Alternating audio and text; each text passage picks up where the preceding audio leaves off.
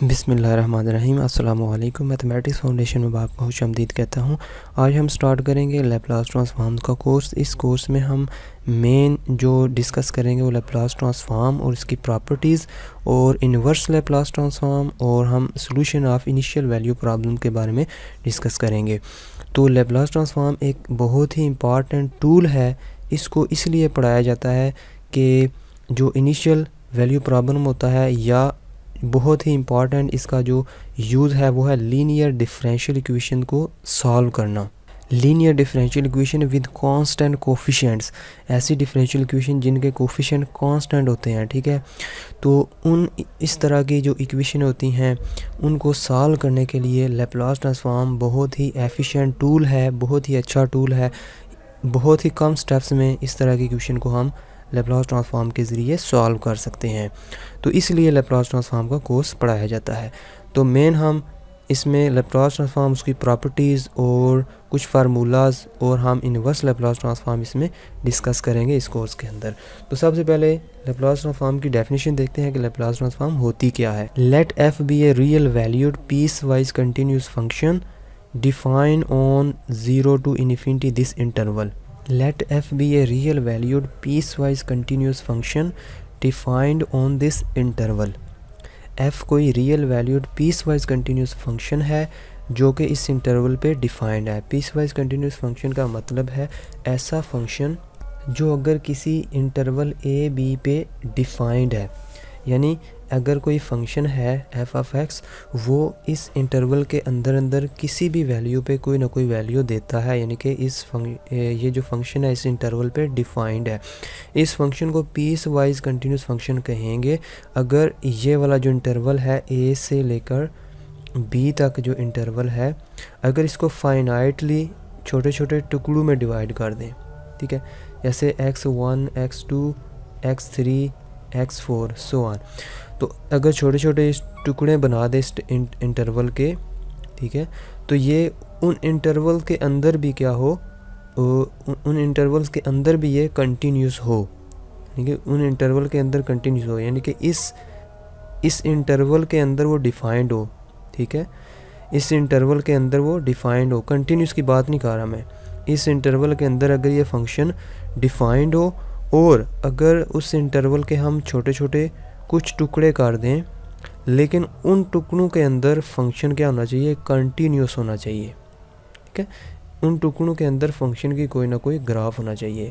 उनके and point पे बेशक वो डिसकंटिन्यूस हो, लेकिन उनके जो अंदर है वो उन इंटरवल के अंदर कोई ना कोई ग्राफ बनना चाहिए, यानी कि एंड पॉइंट पे बेशक वो डिसकंटिन्यूस हो, यानी कि यहाँ पर वैल्यू ये है, इस पॉइंट के लेफ़्ट साइड पे वैल्यू ये इस तरह आ रही है, इस पॉइंट पे के राइट साइड पे वैल्यू इस तरह आ रही है। इसका मतलब है ये जो एंड पॉइंट है इस पे ये फंक्शन डिसकंटिन्यूस है। तो अगर ऐसा कोई फंक्शन है तो उसको हम पीस वाइज कंटिन्यूस फंक्शन कहते हैं, ठीक है। तो हर फंक्शन जो है वो जो पूरे का पूरा कंटिन्यूस फंक्शन होता है उसको भी हम पीस वाइज कंटिन्यूस फंक्शन कह सकते हैं। फॉर एग्जांपल अगर हम इस तरह करें कि अगर इस यहाँ से ए से लेकर बी तक इस फंक्शन के इंटरवल के टुकड़े कर दें, ठीक है, तो x1 x2 x3, तो यहाँ से लेकर यहाँ तक देखें तो इसका कोई ना कोई ग्राफ बना हुआ है, यानी कि फंक्शन कंटिन्यूस है। यहाँ से लेकर यहाँ तक देखें तो ये कंटिन्यूस है, ठीक है। मैंने कहा है कि एंड पॉइंट पे कोई मसला नहीं है ये कंटिन्यूस हो या ना हो, लेकिन फंक्शन की वैल्यू डिफाइंड होनी चाहिए, कोई ना कोई वैल्यू लाजमी होनी चाहिए। तो इस तरह के फंक्शन को हम कहते हैं कि वो पीस वाइज कंटिन्यूस फंक्शन है। तो सबसे पहले क्या लिखा है, let F be a real valued piecewise continuous function defined on this interval 0 to infinity। इस इंटरवल पे वो डिफाइंड है। Then the Laplace transform of this function F denoted by Laplace of F, ठीक है। Laplace of transform of F किस तरह denote करते हैं, इस तरह एल डाल के इस तरह, तो ये इस तरह डिनोट करते हैं, is the function F defined by F of S is equal to 0 से infinity the integral exponential of minus S T F of T D T, यानी कि किसी फंक्शन कि जो लैप्लास ट्रांसफॉर्म है उसको इस इंटेग्रल के ज़रिए हम डिफ़ाइन कर सकते हैं। यानी कि ये जो इंटेग्रल है ये क्या है, उस फंक्शन की एफ ऑफ टी की लैप्लास ट्रांसफॉर्म है। अब इसको ट्रांसफॉर्म क्यों कहते हैं, क्योंकि ये एक वेरिएबल टी से फंक्शन को कन्वर्ट कर देता है अनदर वेरिएबल में, इसलिए इसको ट्रांसफॉर्म कहते हैं कि ये टी से वेरिएबल को एस में कन्वर्ट कर देता है, इसलिए इसको ट्रांसफॉर्म। अब लैप्लास क्यों कहते हैं, ये एक बंदे का नाम है, साइंटिस्ट का नाम है, या इसको मैथमेटिशियन भी कह सकते हैं, उसने ये फाइंड किया था, इसलिए उसका नाम लैप्लास ट्रांसफॉर्म है। तो ये हर फंक्शन के लिए एग्जिस्ट नहीं करती। Provided the improper integral in one converges, यानी कि उस फंक्शन के लिए, जिस फंक्शन के लिए ये कन्वर्ज करेगी, उसी फंक्शन के लिए ये लैप्लास ट्रांसफॉर्म एग्जिस्ट करेगी। तो यह हम बाद में देखेंगे कि किस फंक्शन के लिए ये कन्वर्ज करती है और किस फंक्शन के लिए ये डाइवर्ज करती है। तो अगर लैप्लास ट्रांसफॉर्म के बारे में पूछा जाए तो सिंपली यही आपके जहन में आ जाना चाहिए कि Laplace transform is just a integral from 0 to infinity and with exponential of minus S T and F of T. तो ये थी इसकी डेफिनेशन। अब हम चलते हैं इसकी एग्जांपल के बारे में। फॉर एग्जांपल हमारे पास फर्स्ट एग्जांपल है कि अगर हमारे पास कोई फंक्शन एफ ऑफ टी दिया हुआ है is equal to 1, constant function है, 1 के बराबर है, तो इसकी लैप्लास ट्रांसफॉर्म अगर हमने फाइंड करनी है, इस को डिनोट हम इस तरह करते हैं, एफ ऑफ एस से हम इसको डिनोट करते हैं, और इस तरह भी हम इसको डिनोट कर सकते हैं।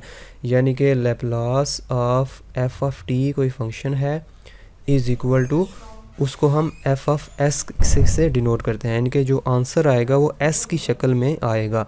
टी की शक्ल में इसकी लैप्लास ट्रांसफॉर्म लेंगे तो जो आंसर आएगा वो एस की शक्ल में आएगा। इस तरह हम इसको डिनोट करते हैं। फॉर एग्जांपल अब हमारे पास एफ ऑफ टी कोई फंक्शन है इज़ इक्वल टू 1, तो इसकी लैप्लास ट्रांसफॉर्म फाइंड करने के लिए हम लिखेंगे लैप्लास ट्रांसफॉर्म ऑफ 1। ठीक है, एफ ऑफ टी की जगह हम 1 लिखेंगे इज़ इक्वल टू 0 से infinity exponential of minus S T dot f of t की जगह हम क्या लिख देंगे 1 डी टी। ठीक है, इज़ इक्वल टू, अब इसकी इंटीग्रेशन क्या होती है, exponential of minus S T as it is divided by minus S, किसके लिहाज से हम करेंगे इसकी इंटीग्रेशन, एस के टी के लिहाज से, सॉरी टी के लिहाज से इसकी इंटीग्रेशन करेंगे। तो कांस्टेंट क्या है माइनस एस, तो ये नीचे भी हम डिवाइड कर देंगे, और इसमें लिमिट क्या है 0 से इन्फिनिटी। लेकिन एक जो बेहतर तरीका ये है कि आप जब इन्फिनिटी लिमिट में आ जाए तो हम इधर कोई नंबर h लिख देते हैं और साथ लिख देते हैं h अप्रोचेस टू इन्फिनिटी, यानी कि h कोई नंबर तो नहीं है ना, यानी इन्फिनिटी कोई नंबर तो नहीं ना, लेकिन कोई नंबर ऐसा h है, कोई ऐसा वेरिएबल है h जो इन्फिनिटी को अप्रोच कर रहा है, हम इस तरह लिखेंगे। ठीक है, तो अब हम इसमें लिमिट लगा देते हैं, limit h approaches to infinity minus 1 by S को हम बाय लिखते हैं, ऊपर वाली लिमिट क्या है h, exponential minus S H हो जाएगा, माइनस नीचे वाली लिमिट है 0, t की जगह 0 रखेंगे तो 1 आंसर आएगा। ठीक है, अब इसमें लिमिट लगा देते हैं h अप्रोचेस टू इन्फिनिटी। जब h अप्रोचेस इन्फिनिटी करेंगे तो ये ऊपर माइनस इन्फिनिटी हो जाएगा, नीचे जाके ये क्या हो जाएगा प्लस इन्फिनिटी, तो 1 बाई ई की पावर इन्फिनिटी बन जाएगा, तो जो कि किसके बराबर होता है 1 by infinity is equal to 0। तो हम डायरेक्ट लिख सकते हैं यहाँ से माइनस 1 बाई एस इंटू इसका आंसर क्या आया 0 minus 1 is equal to minus minus plus 1 by S. तो यहाँ से हमें पता चला कि लैप्लास ट्रांसफॉर्म ऑफ 1 किसके बराबर होती है 1 बाई एस के बराबर होती है। तो ये आपने याद कर लेना है। ठीक है, यानी कि अगर हमारे पास कहीं भी लैप्लास ट्रांसफॉर्म ऑफ 1 आ जाए तो हम डायरेक्ट उसकी जगह ये चीज़ लिख सकते हैं, ये हमने याद कर लेना है। Laplace transform of 1 is equal to 1 by S. इसकी नेसेसरी एंड सफिशिएंट कंडीशन हम बाद में पढ़ेंगे कि कौन से फंक्शन है जिनके लिए लैप्लास ट्रांसफॉर्म एग्जिस्ट करता है और जिनके लिए एग्जिस्ट नहीं करता। इस वीडियो में हम जस्ट इसकी एग्जांपल्स के बारे में पढ़ेंगे। तो सबसे पहले एग्जांपल जो हमने की है वो F of T is equal to 1 की है। अब हम करते हैं एक और एग्जांपल। दूसरी एग्जांपल है F of T is equal to T की पावर n। n क्या है, n कोई पॉजिटिव इंटीजर है यानी कि नेचुरल नंबर है। ठीक, एन की जगह 1 हो सकता है, 2 हो सकता है, 3 हो सकता है, 4 हो सकता है, लेकिन डेसिमल वाला नंबर नहीं हो सकता।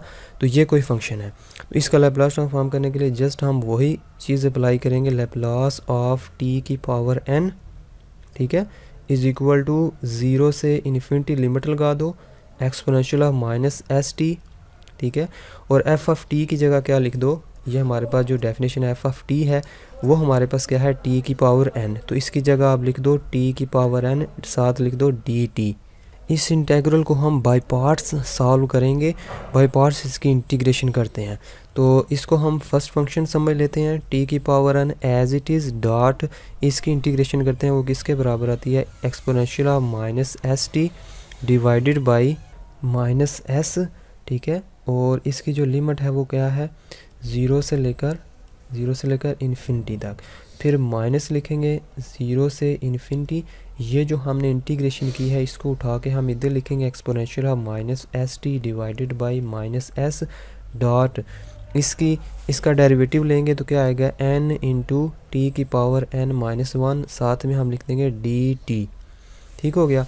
तो अब देखें इसमें अगर लिमिट लगाएंगे तो ये सारी चीज़ जो है वो ज़ीरो को अप्रोच कर जाएगी, यानी कि इन्फिनिटी लिमिट लगाएंगे तो ये नीचे आ जाएगा, इन्फिनिटी लिमिट लगाएंगे तो 1 बाई ई की पावर एस टी की वजह से 1 बाई इन्फिनिटी हो जाएगा, तो इसका आंसर 0 हो जाएगा। और जब टी की जगह 0 रखेंगे तो क्योंकि ऊपर टी मौजूद है तो ये उसकी वजह से 0 हो जाएगा, यानी कि ऊपर वाली लिमिट लगाएंगे तब भी 0 आएगा, नीचे वाली लिमिट लगाएंगे तब भी इसका आंसर 0 आएगा। ये क्या हो जाएगा, माइनस माइनस प्लस n बाहर आ जाएगा और s भी बाहर आ जाएगा, और अंदर क्या बचा है, 0 से लेकर इन्फिनिटी तक e की power minus S T dot T की पावर n माइनस 1, और साथ हम डी टी लिख देते हैं। अब ये क्या चीज़ लिखी हुई है, देखें ये लिखा हुआ है लैप्लास ट्रांसफॉर्म ऑफ टी की पावर n माइनस 1, यानी कि अगर लैप्लास ट्रांसफॉर्म ऑफ टी की पावर n हमने लिखा था वो क्या था, 0 से लेकर infinity e power minus S T T की पावर n डी टी। अब अगर इधर n था तो इधर भी n आया, इधर n माइनस 1 है तो इधर भी n माइनस 1 होना चाहिए, यानी कि ये चीज़ क्या लिखी हुई है, n बाई एस डॉट, ये क्या चीज़ लिखी हुई है, लैप्लास ट्रांसफॉर्म ऑफ टी की पावर n माइनस 1। ठीक है। अब हम बार बार तो इसकी इंटीग्रेशन तो नहीं ना करेंगे, हम इसको जनरलाइज करेंगे, n डिवाइडेड बाई s। देखें गौर से कि इधर जब हमने इसके लैप्लास ट्रांसफॉर्म, इधर n था, n का हमने फाइंड किया तो जवाब आया n by S dot Laplace transform of t की पावर n माइनस 1। ठीक है, यानी कि इधर n बाई एस आ गया, इधर n बाई एस आ गया, और इधर अंदर क्या बचा है, t की पावर n माइनस 1, यानी कि इससे एक नंबर कम हो गया। इसी तरह हम इसकी जगह क्या लिखेंगे, ये पावर बाहर आ जाएगी n minus 1 divided by s, ठीक है, और इधर एक नंबर कम हो जाएगा, लैप्लास ट्रांसफॉर्म ऑफ टी की पावर n माइनस 2 हो जाएगा। ठीक है। अब इसकी जगह क्या लिखेंगे, n by S dot n minus 1 s divided by s, और इसकी जगह क्या लिखेंगे, इसको बाहर ले आएंगे, जनरलाइज करेंगे, n minus 2 divided by s, ठीक है, डॉट इसमें एक नंबर माइनस करेंगे, लैप्लास ट्रांसफॉर्म ऑफ टी की पावर n माइनस 3। ठीक है। इसी तरह इसको ये प्रोसेस कंटिन्यू करते जाएंगे तो एंड पे ऐसा स्टेज आएगी जब n माइनस n करना पड़ेगा, हमें n माइनस n करना पड़ेगा। तो n माइनस n करेंगे तो वो 0 हो जाता है, तो t की पावर 0, इधर क्या बचेगा 1। ठीक है, n by S, n minus 1 by S, n minus 2 by S and so on करेंगे। अब यहाँ पर ऐसी स्टेज आएगी कि लैप्लास ट्रांसफॉर्म ऑफ टी की पावर n माइनस 1। ठीक है, ज़ाहिर बात है पहले n माइनस 1 तक जाएंगे फिर n तक जाएंगे ना, जब n माइनस 1 तक जाएंगे तो n कट जाएगा, माइनस माइनस प्लस टी की पावर 1 हो जाएगा। ठीक है, तो इस चीज़ को हम इधर लिख सकते हैं। उसके बाद जो आएगा स्टेप वो आएगा लैप्लास ट्रांसफॉर्म ऑफ, इसके बाद जो आएगा वो, क्योंकि ये जो है वो n से कट के इधर 1 बच जाएगा। ठीक है, इधर क्या बच जाएगा 1, इधर मैं 1 लिख देता हूँ। जब अगला स्टेप करेंगे तो इधर बचेगा सिर्फ लैप्लास ट्रांसफॉर्म ऑफ 1।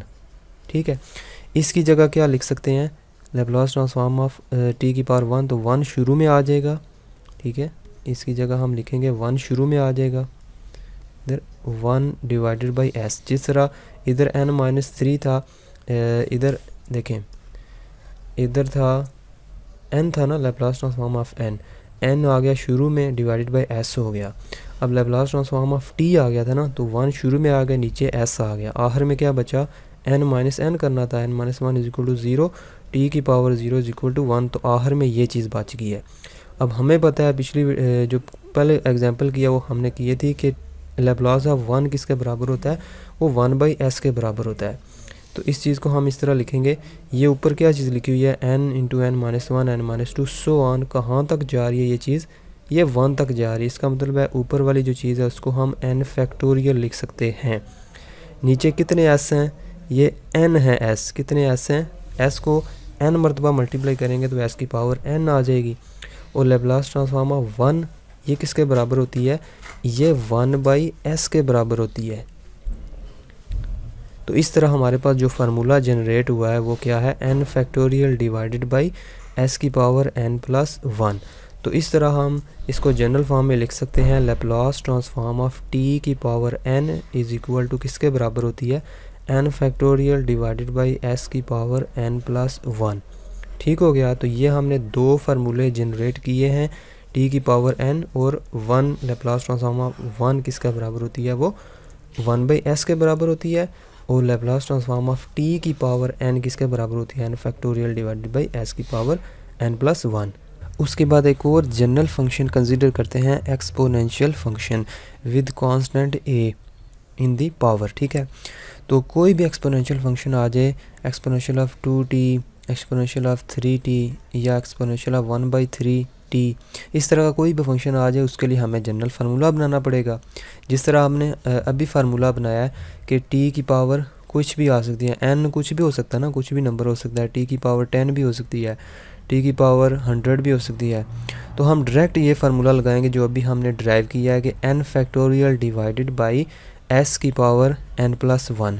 डायरेक्ट हम ये फार्मूला लगा के हम इनमें से किसी का भी लैप्लास ट्रांसफॉर्म फाइंड कर सकते हैं। इसी तरह हम किसी भी एक्सपोनेंशियल फंक्शन का लैप्लास ट्रांसफॉर्म फाइंड करने के लिए इसके लिए फार्मूला बनाएंगे। तो इसका हम फार्मूला बनाने के लिए हम इसको ड्राइव करेंगे, Laplace transform of exponential of at, ठीक है, इज़ इक्वल टू किसके बराबर हो जाएगा, 0 से इन्फिनिटी एक्सपोनेंशियल ऑफ -st, ठीक है, डॉट f(t) की जगह हम रख देंगे एक्सपोनेंशियल ऑफ at रख देंगे और साथ में हम dt लिख देंगे, इज़ इक्वल टू ये दोनों यहाँ से हम t कॉमन ले लेते हैं, एक्सपोनेंशियल ऑफ -t या हाली t कॉमन ले लेते हैं, अंदर क्या बचेगा a-s dt, ठीक है, 0 से इन्फिनिटी इज़ इक्वल टू, अब इसकी इंटीग्रेशन करते हैं तो इसकी इंटीग्रेशन आएगी exponential of t a-1 as a-s as it is divided by a-s, ठीक है, और 0 से h कर देते हैं और इसमें लिमिट लगा देते हैं, limit h approaches to infinity. ठीक है, ज़्यादा मैंने कहा है कि बेहतर तरीका ये है कि आप इधर h लगाएं और इधर h अप्रोच टू इन्फिनिटी कर दें। वैसे तो 0 से इन्फिनिटी है ना, तो h किसको अप्रोच कर रहा है, इन्फिनिटी को ही अप्रोच कर रहा है, इस तरह हम लिख सकते हैं।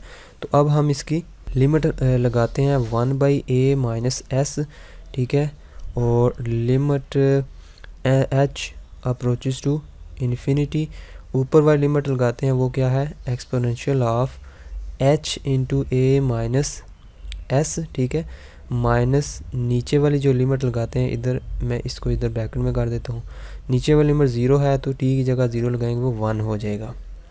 ठीक हो गया।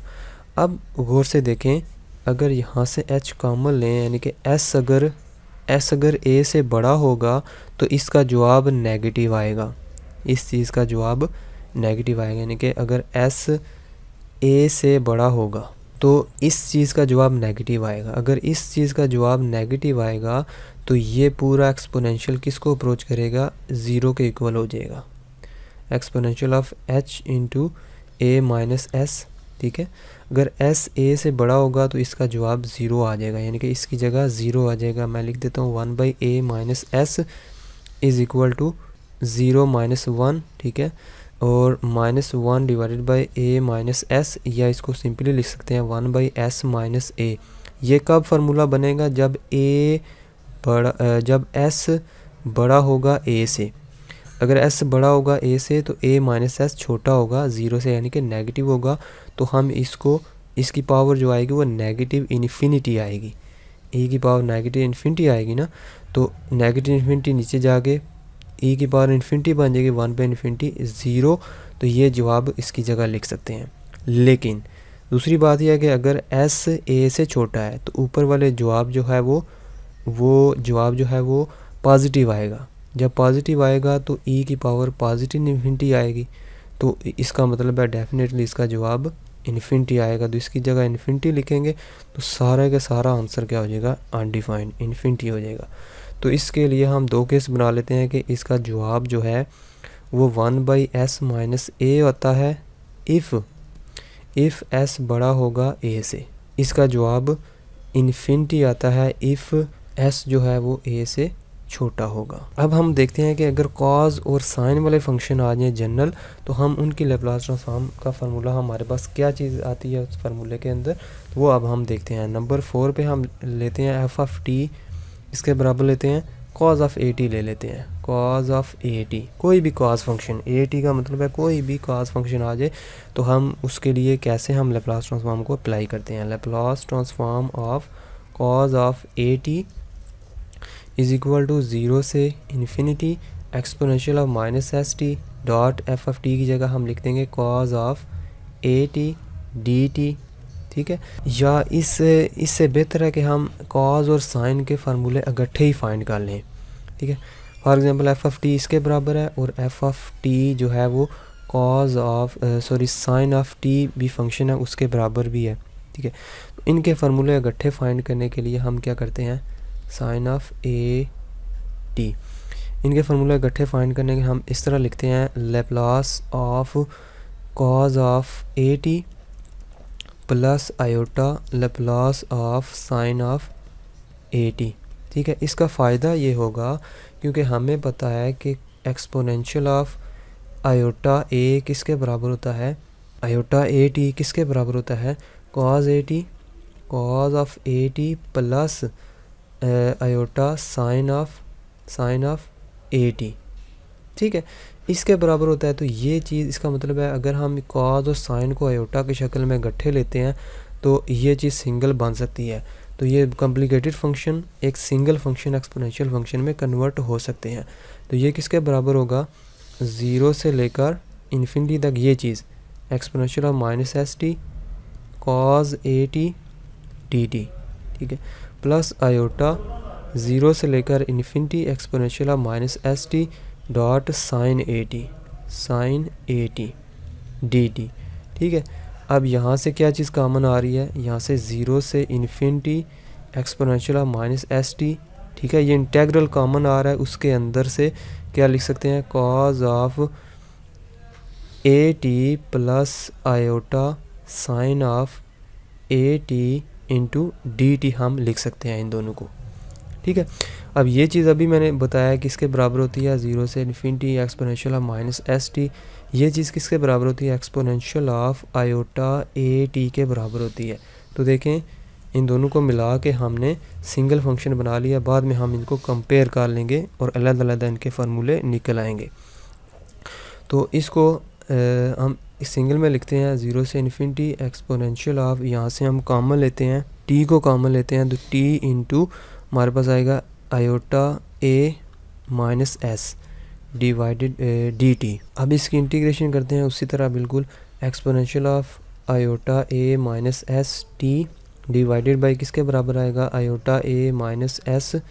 ठीक है, और इसकी लिमिट क्या आएगी, 0 से एच कर दो और limit h approaches to infinity कर दो, is equal to 1 by iota A minus S. ठीक है, इनटू ऊपर वाली लिमिट लगाएंगे क्या आएगा, exponential of iota A minus s into h आएगा, माइनस नीचे वाली लिमिट लगाएंगे 0 रखेंगे टी की जगह तो ये चीज़ 1 बन जाएगी, और साथ में लिमिट भी आएगी, limit h approaches to infinity. अब फिर उसी तरह हम लिखेंगे इसको कि अब क्योंकि कम्प्लेक्स नंबर जो होते हैं उनके लिए हम ग्रेटर या लेस का इस्तेमाल नहीं कर सकते। ठीक है, कि अगर एस क्योंकि माइनस एस के साथ है ना, एस के साथ माने तो हम इस तरह नहीं लिख सकते एस ग्रेटर देन आयोटा ए, क्योंकि जो आयोटा है इसके लिए हम कम्प्लेक्स नंबर के लिए इक्वालिटी या इनइक्वालिटी का इस्तेमाल नहीं कर सकते।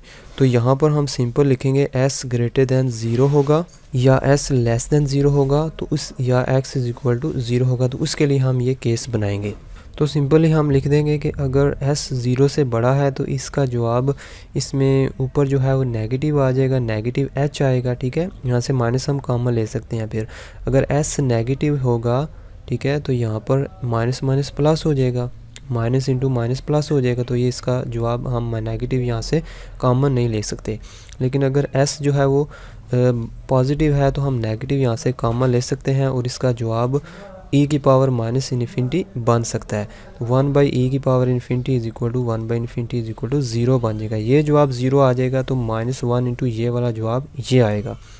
अगर ये यहाँ पर पॉजिटिव बन जाता तो ये जवाब अनडिफाइंड हो जाएगा। इसको मज़ीद सिंप्लीफाई कर सकते हैं रैशनलाइज करके। जब इसको रैशनलाइज करेंगे तो इसका आंसर आएगा s plus iota a divided by s square plus a square if s बड़ा है 0 से। तो यहाँ से हमें पता चला कि फार्मूले हम यहाँ से हम कैसे निकाल सकते हैं। यहाँ से रियल और इमेजिनरी पार्ट को अलहदा करते हैं। s divided by s square plus a square plus iota into a divided by s square plus a square, ठीक है। इधर हमने क्या लिखा था, Laplace transform of cos of a t, ठीक है, plus iota Laplace transform of sine of a t हमने लिखा था। तो इससे पता चला कि ये रियल पार्ट है और ये भी रियल पार्ट है। तो Laplace transform of cos a t का फार्मूला हमारे पास क्या आया है, is equal to s divided by s square plus a square, ठीक है। ये फार्मूला आया है और ये आयोटा के साथ है, ये भी आयोटा के साथ है। तो साइन का फार्मूला कैसे डिराइव हो गया है, plus transform of sine of a t is equal to a divided by s square plus a square. तो ये देखें, ये साइन का फार्मूला और कॉज का फार्मूला हमने डिराइव कर लिया। तो ये थे लैपलास ट्रांसफॉर्म और उसकी कुछ एग्जांपल्स हमने की हैं और कुछ हमने ये जो एग्जांपल के तौर पर ही हमने फार्मूले भी डिराइव कर लिए हैं। इंशाल्लाह नेक्स्ट वीडियो में हम नेक्स्ट एग्जांपल को डिस्कस करेंगे।